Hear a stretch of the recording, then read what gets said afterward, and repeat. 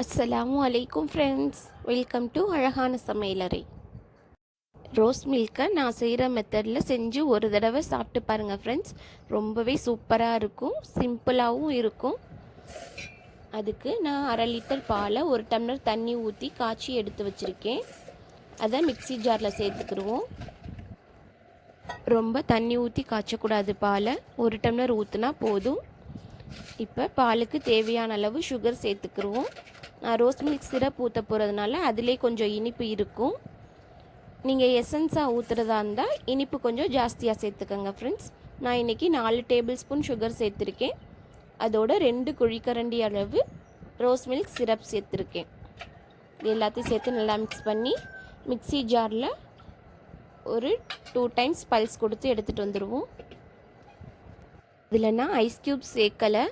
நீங்கள் வேணும்டா 2-3 ice cubes சேர்த்துக்கோங்க. ஃப்ரிட்ஜில் வச்சு சர்வ் பண்ணால் தான் ஃப்ரெண்ட்ஸ் நல்லாயிருக்கும். ஐஸ் க்யூப் சேர்த்தா தண்ணியாக போயிடும். அதுக்கப்புறம் நேற்றே நம்ம அகார் அகார் புட்டிங் எப்படி செய்கிறதுன்னு பார்த்தோம்.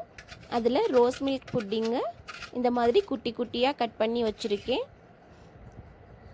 அதையும் எடுத்து வச்சுக்கிடுவோம். நம்ம பீட் பண்ணி வச்சுருக்க ரோஸ் மில்கை கிளாஸ்க்கு ட்ரான்ஸ்ஃபர் பண்ணிக்கலாம்.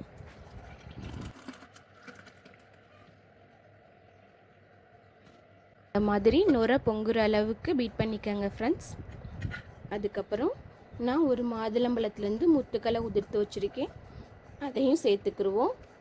மாதுளம்பழத்தை ரோஸ் மில்கில் சேர்த்து சாப்பிடையில் ரொம்பவே டேஸ்ட்டாக க்ரன்ச்சியாக இருக்கும் ஃப்ரெண்ட்ஸ். ட்ரை பண்ணி பாருங்கள். மாதுளம்பழ முத்துக்களை சேர்த்ததுக்கப்புறம் நம்ம கட் பண்ணி வச்சுருக்க ரோஸ் மில்க் புட்டிங்கையும் அதில் எந்த அளவுக்கு தேவையோ அந்தளவுக்கு சேர்த்துக்கோங்க ஃப்ரெண்ட்ஸ். இஃப்தாருக்கு ரோஸ் மில்க் இந்த மாதிரி ரெடி பண்ணி கொடுங்க ஃப்ரெண்ட்ஸ். மாதுளம்பழம், அகார் அகார் எல்லாமே உடம்புக்கு ரொம்ப குளிர்ச்சி தரக்கூடியது, அல்சருக்கும் நல்லதுங்கிறதுனால இஃப்தாருக்கு இந்த மாதிரி செஞ்சு கொடுத்தா ரொம்பவே நல்லது ஃப்ரெண்ட்ஸ். கண்டிப்பாக ட்ரை பண்ணி பாருங்கள். இதோட லாஸ்ட்டாக கார்னிஷிங்க்கு பாதாம், பிஸ்தா, உங்களுக்கு என்னென்ன நட்ஸ் பிடிக்குமோ அதெல்லாம் சேர்த்துக்கலாம் ஃப்ரெண்ட்ஸ். இதோட பாதாம் பிசின் ஊற வச்சு வச்சுருந்தீங்கன்னா அதையும் கொஞ்சம் சேர்த்துக்கலாம் ஃப்ரெண்ட்ஸ். நம்ம கடல் பாசி சேர்த்துருக்கிறதுனால அது தேவைப்படாது. இதுவே ரொம்ப சூப்பராக இருக்கும். கண்டிப்பாக ட்ரை பண்ணி பாருங்கள் ஃப்ரெண்ட்ஸ் இஃப்தாருக்கு. ஓகே ஃப்ரெண்ட்ஸ், இந்த வீடியோ உங்களுக்கு பிடிச்சிருந்தா லைக் பண்ணுங்கள், ஷேர் பண்ணுங்கள், மறக்காமல் சப்ஸ்கிரைப் பண்ணுங்கள். தேங்க்யூ.